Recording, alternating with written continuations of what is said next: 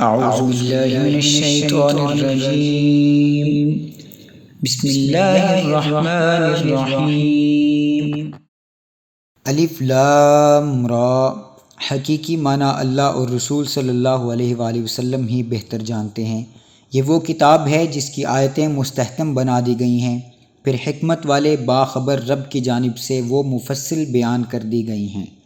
یہ کہ اللہ کے سوا تم کسی کی عبادت مت کرو، بے شک میں تمہارے لیے اس اللہ کی جانب سے ڈر سنانے والا اور بشارت دینے والا ہوں۔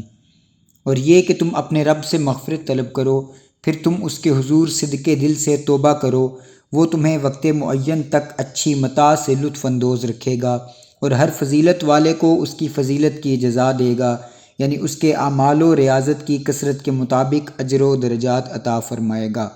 اور اگر تم نے روگردانی کی تو میں تم پر بڑے دن کے عذاب کا خوف رکھتا ہوں۔ تمہیں اللہ ہی کی طرف لوٹنا ہے، اور وہ ہر چیز پر بڑا قادر ہے۔ جان لو بے شک وہ کفار اپنے سینوں کو دوہرا کر لیتے ہیں تاکہ وہ اس خدا سے اپنے دلوں کا حال چھپا سکیں۔ خبردار، جس وقت وہ اپنے کپڑے جسموں پر اوڑھ لیتے ہیں تو اس وقت بھی وہ ان سب باتوں کو جانتا ہے جو وہ چھپاتے ہیں اور جو وہ آشکار کرتے ہیں۔ بے شک وہ سینوں کی پوشیدہ باتوں کو خوب جاننے والا ہے۔ اور زمین میں کوئی چلنے پھرنے والا جاندار نہیں ہے مگر یہ کہ اس کا رزق اللہ کے ذمہ کرم پر ہے، اور وہ اس کے ٹھہرنے کی جگہ کو اور اس کے امانت رکھے جانے کی جگہ کو بھی جانتا ہے۔ ہر بات کتاب روشن لوح محفوظ میں درج ہے۔ اور وہی اللہ ہے جس نے آسمانوں اور زمین کی بالائی اور زیریں کائناتوں کو 6 روز یعنی تخلیق اور ارتقاء کے 6 ادوار و مراحل میں پیدا فرمایا، اور تخلیق عرضی سے قبل اس کا تخت اقتدار پانی پر تھا، اور اس نے اس سے زندگی کے تمام آثار کو اور تمہیں پیدا کیا تاکہ وہ تمہیں آزمائے کہ تم میں سے کون عمل کے اعتبار سے بہتر ہے۔ اور اگر آپ یہ فرمائیں کہ تم لوگ مرنے کے بعد زندہ کر کے اٹھائے جاؤ گے تو کافر یقیناً یہ کہیں گے کہ یہ تو صریح جادو کے سوا کچھ اور نہیں ہے۔ اور اگر ہم ان سے چند مقررہ دنوں تک عذاب کو مؤخر کر دیں تو وہ یقیناً کہیں گے کہ اسے کس چیز نے روک رکھا ہے۔ خبردار، جس دن وہ عذاب ان پر آئے گا تو ان سے پھیرا نہ جائے گا، اور وہ عذاب انہیں گھیر لے گا جس کا وہ مذاق اڑایا کرتے تھے۔ اور اگر ہم انسان کو اپنی جانب سے رحمت کا مزہ چکھاتے ہیں پھر ہم اسے کسی وجہ سے اس سے واپس لے لیتے ہیں تو وہ نہایت مایوس اور ناشکر گزار ہو جاتا ہے۔ اور اگر ہم اسے کوئی نعمت چکھاتے ہیں اس تکلیف کے بعد جو اسے پہنچ چکی تھی تو ضرور کہہ اٹھتا ہے کہ مجھ سے ساری تکلیفیں جاتی رہیں۔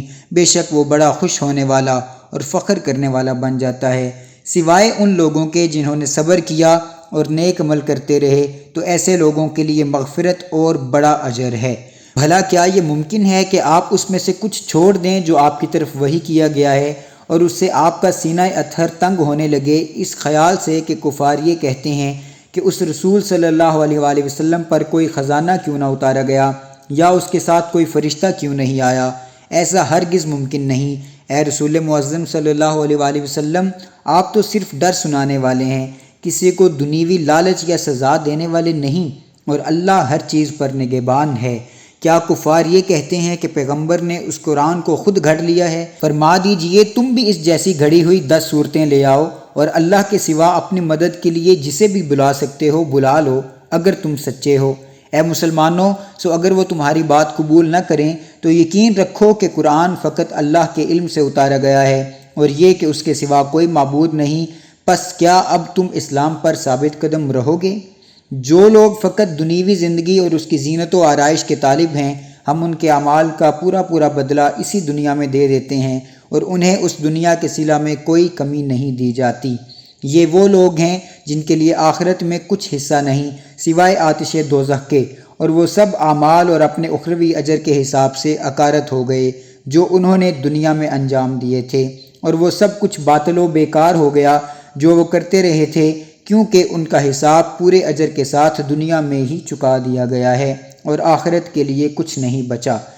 وہ شخص جو اپنے رب کی طرف سے روشن دلیل پر ہے اور اللہ کی جانب سے ایک گواہ قرآن بھی اس شخص کی تائید و تقویت کے لیے آ گیا ہے، اور اس سے قبل موسیٰ علیہ السلام کی کتاب تورات بھی جو رہنما اور رحمت تھی آ چکی ہو، یہی لوگ اس قرآن پر ایمان لاتے ہیں۔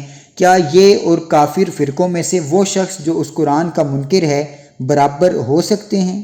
جبکہ آتش دوزخ اس کا ٹھکانہ ہے۔ سو اے سننے والے، تجھے چاہیے کہ تو اس سے متعلق ذرا بھی شک میں نہ رہے، بے شک یہ قرآن تیرے رب کی طرف سے حق ہے، لیکن اکثر لوگ ایمان نہیں لاتے۔ اور اس سے بڑھ کر ظالم کون ہو سکتا ہے جو اللہ پر جھوٹا بہتان باندھتا ہے؟ ایسے ہی لوگ اپنے رب کے حضور پیش کیے جائیں گے اور گواہ کہیں گے، یہی وہ لوگ ہیں جنہوں نے اپنے رب پر جھوٹ بولا تھا۔ جان لو کہ ظالموں پر اللہ کی لعنت ہے۔ جو لوگ دوسروں کو اللہ کی راہ سے روکتے ہیں اور اس میں کجی تلاش کرتے ہیں، اور وہی لوگ آخرت کے منکر ہیں۔ یہ لوگ اللہ کو زمین میں عاجز کر سکنے والے نہیں، اور نہ ہی ان کے لیے اللہ کے سوا کوئی مددگار ہیں۔ ان کے لیے عذاب 2 گنا کر دیا جائے گا، کیونکہ نہ وہ حق بات سننے کی طاقت رکھتے تھے اور نہ حق کو دیکھ ہی سکتے تھے۔ یہی لوگ ہیں جنہوں نے اپنی جانوں کو نقصان پہنچایا، اور جو بہتان وہ باندھتے تھے وہ سب ان سے جاتے رہے۔ یہ بالکل حق ہے کہ یقیناً وہی لوگ آخرت میں سب سے زیادہ خسارہ اٹھانے والے ہیں۔ بے شک جو لوگ ایمان لائے اور نیک عمل کرتے رہے اور اپنے رب کے حضور عاجزی کرتے رہے، یہی لوگ اہل جنت ہیں، وہ اس میں ہمیشہ رہنے والے ہیں۔ کافر و مسلم دونوں فریقوں کی مثال اندھے اور بہرے اور اس کے برعکس دیکھنے والے اور سننے والے کی سی ہے۔ کیا دونوں کا حال برابر ہے؟ کیا تم پھر بھی نصیحت قبول نہیں کرتے؟ اور بے شک ہم نے نوح علیہ السلام کو ان کی قوم کی طرف بھیجا۔ انہوں نے ان سے کہا، میں تمہارے لیے کھلا ڈر سنانے والا بن کر آیا ہوں کہ تم اللہ کے سوا کسی کی عبادت نہ کرو، میں تم پر دردناک دن کے عذاب کی آمد کا خوف رکھتا ہوں۔ سو ان کی قوم کے کفر کرنے والے سرداروں اور وڈیروں نے کہا، ہمیں تو تم ہمارے اپنے ہی جیسا ایک بشر دکھائی دیتے ہو، اور ہم نے کسی معزز شخص کو تمہاری پیروی کرتے ہوئے نہیں دیکھا سوائے ہمارے معاشرے کے سطحی رائے رکھنے والے پست اور حقیر لوگوں کے، جو بے سوچے سمجھے تمہارے پیچھے لگ گئے ہیں، اور ہم تمہارے اندر اپنے اوپر کوئی فضیلت و برتری یعنی طاقت و اقتدار، مال و دولت یا تمہاری جماعت میں بڑے لوگوں کی شمولیت الغرض ایسا کوئی نمایاں پہلو بھی نہیں دیکھتے، بلکہ ہم تو تمہیں جھوٹا سمجھتے ہیں۔ نوح علیہ السلام نے کہا، اے میری قوم، بتاؤ تو صحیح، اگر میں اپنے رب کی طرف سے روشن دلیل پر بھی ہوں اور اس نے مجھے اپنے حضور سے خاص رحمت بھی بخشی ہو، مگر وہ تمہارے اوپر اندھوں کی طرح پوشیدہ کر دی گئی ہو، تو کیا ہم اسے تم پر جبراً مسلط کر سکتے ہیں؟ درآں حال یہ کہ تم اسے ناپسند کرتے ہو۔ اور اے میری قوم، میں تم سے اس دعوت و تبلیغ پر کوئی مال و دولت بھی طلب نہیں کرتا، میرا اجر تو صرف اللہ کے ذمہ کرم پر ہے، اور میں تمہاری خاطر ان غریب اور پسماندہ لوگوں کو جو ایمان لے آئے ہیں دھتکارنے والا بھی نہیں ہوں۔ تم انہیں حقیر مت سمجھو، یہی حقیقت میں معزز ہیں۔ بے شک یہ لوگ اپنے رب کی ملاقات سے بہرہ یاب ہونے والے ہیں، اور میں تو در حقیقت تمہیں جاہل و بے فہم قوم دیکھ رہا ہوں۔ اور اے میری قوم، اگر میں ان کو دھتکار دوں تو اللہ کے غضب سے بچانے میں میری مدد کون کر سکتا ہے؟ کیا تم غور نہیں کرتے؟ اور میں تم سے یہ نہیں کہتا کہ میرے پاس اللہ کے خزانے ہیں، یعنی میں بے حد دولت مند ہوں، اور نہ یہ کہ میں اللہ کے بتائے بغیر خود غیب جانتا ہوں، اور نہ میں یہ کہتا ہوں کہ میں انسان نہیں فرشتہ ہوں۔ میری دعوت کرشماتی دعوتوں پر مبنی نہیں ہے، اور نہ ان لوگوں کی نسبت جنہیں تمہاری نگاہیں حقیر جان رہی ہیں۔ میں یہ کہتا ہوں کہ اللہ انہیں ہرگز کوئی بھلائی نہ دے گا۔ یہ اللہ کا امر اور ہر شخص کا نصیب ہے۔ اللہ بہتر جانتا ہے جو کچھ ان کے دلوں میں ہے۔ اگر ایسا کہوں تو بے شک میں اسی وقت ظالموں میں سے ہو جاؤں گا۔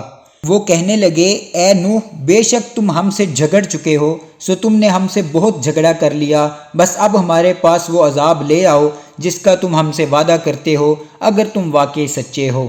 نوح علیہ السلام نے کہا، وہ عذاب تو بس اللہ ہی تم پر لائے گا اگر اس نے چاہا، اور تم اسے عاجز نہیں کر سکتے۔ اور میری نصیحت بھی تمہیں نفع نہ دے گی، خواہ میں تمہیں نصیحت کرنے کا ارادہ کروں، اگر اللہ نے تمہیں گمراہ کرنے کا ارادہ فرما لیا ہو۔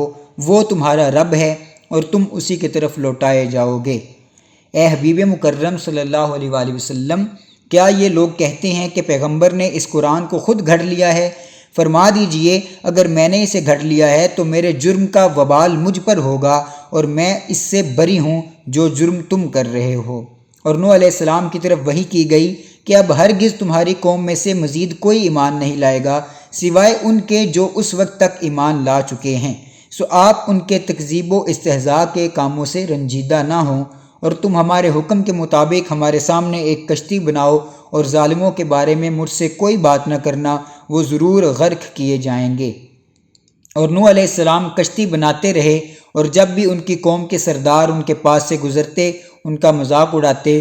نوح علیہ السلام انہیں جواباً کہتے، اگر آج تم ہم سے تمسخر کرتے ہو تو کل ہم بھی تم سے تمسخر کریں گے جیسے تم تمسخر کر رہے ہو، سو تم عنقریب جان لوگے کہ کس پر دنیا میں ہی عذاب آتا ہے جو اسے ذلیل و رسوا کر دے گا، اور پھر آخرت میں بھی کس پر ہمیشہ قائم رہنے والا عذاب اترتا ہے۔ یہاں تک کہ جب ہمارا حکم عذاب آ پہنچا اور تنور پانی کے چشموں کی طرح جوش سے ابلنے لگا تو ہم نے فرمایا، اے نوح، اس کشتی میں ہر جنس میں سے نر اور مادہ 2 عدد پر مشتمل جوڑا سوار کر لو، اور اپنے گھر والوں کو بھی لے لو، سوائے ان کے جن پر ہلاکت کا فرمان پہلے صادر ہو چکا ہے، اور جو کوئی ایمان لے آیا ہے اسے بھی ساتھ لے لو، اور چند لوگوں کے سوا ان کے ساتھ کوئی ایمان نہیں لایا تھا۔ اور نوح علیہ السلام نے کہا، تم لوگ اس میں سوار ہو جاؤ، اللہ ہی کے نام سے اس کا چلنا اور اس کا ٹھہرنا ہے، بے شک میرا رب بڑا ہی بخشنے والا نہایت مہربان ہے۔ اور وہ کشتی پہاڑوں جیسی طوفانی لہروں میں انہیں لیے چلتی جا رہی تھی کہ نوح علیہ السلام نے اپنے بیٹے کو پکارا، اور وہ ان سے الگ کافروں کے ساتھ کھڑا تھا، اے میرے بیٹے، ہمارے ساتھ سوار ہو جا اور کافروں کے ساتھ نہ رہ۔ وہ بولا، میں کشتی میں سوار ہونے کے بجائے ابھی کسی پہاڑ کی پناہ لے لیتا ہوں، وہ مجھے پانی سے بچا لے گا۔ نوح علیہ السلام نے کہا، آج اللہ کے عذاب سے کوئی بچانے والا نہیں ہے مگر اس شخص کو جس پر وہی اللہ رحم فرما دے۔ اسی اثناء میں دونوں یعنی باپ بیٹے کے درمیان طوفانی موج حائل ہو گئی، سو وہ ڈوبنے والوں میں ہو گیا۔ اور جب سفینہ نوح کے سوا سب ڈوب کر ہلاک ہو چکے تو حکم دیا گیا، اے زمین اپنا پانی نگل جا، اور اے آسمان تو تھم جا، اور پانی خشک کر دیا گیا اور کام تمام کر دیا گیا، اور کشتی جودی پہاڑ پر جا ٹھہری، اور فرما دیا گیا کہ ظالموں کے لیے رحمت سے دوری ہے۔ اور نوح علیہ السلام نے اپنے رب کو پکارا اور عرض کیا، اے میرے رب، بے شک میرا لڑکا بھی تو میرے گھر والوں میں داخل تھا، اور یقیناً تیرا وعدہ سچا ہے اور تو سب سے بڑا حاکم ہے۔ ارشاد ہوا، اے نوح، بے شک وہ تیرے گھر والوں میں شامل نہیں، کیونکہ اس کے عمل اچھے نہ تھے، پس مجھ سے وہ سوال نہ کیا کرو جس کا تمہیں علم نہ ہو، میں تمہیں نصیحت کیے دیتا ہوں کہ کہیں تم نادانوں میں سے نہ ہو جانا۔ نوح علیہ السلام نے عرض کیا، اے میرے رب، میں اس بات سے تیری پناہ چاہتا ہوں کہ تجھ سے وہ سوال کروں جس کا مجھے کچھ علم نہ ہو، اور اگر تو مجھے نہ بخشے گا اور مجھ پر رحم نہ فرمائے گا تو میں نقصان اٹھانے والوں میں سے ہو جاؤں گا۔ فرمایا گیا، اے نوح، ہماری طرف سے سلامتی اور برکتوں کے ساتھ کشتی سے اتر جاؤ جو تم پر ہیں اور ان طبقات پر ہیں جو تمہارے ساتھ ہیں، اور آئندہ پھر کچھ طبقے ایسے ہوں گے جنہیں ہم دنیوی نعمتوں سے بہرہ یاب فرمائیں گے، پھر انہیں ہماری طرف سے دردناک عذاب آ پہنچے گا۔ یہ بیان ان غیب کی خبروں میں سے ہے جو ہم آپ کی طرف وحی کرتے ہیں، اس سے قبل نہ آپ انہیں جانتے تھے اور نہ آپ کی قوم، پس آپ صبر کریں، بے شک بہتر انجام پرہیزگاروں ہی کے لیے ہے۔ بے شک سچ فرمایا اللہ عصمت والے نے۔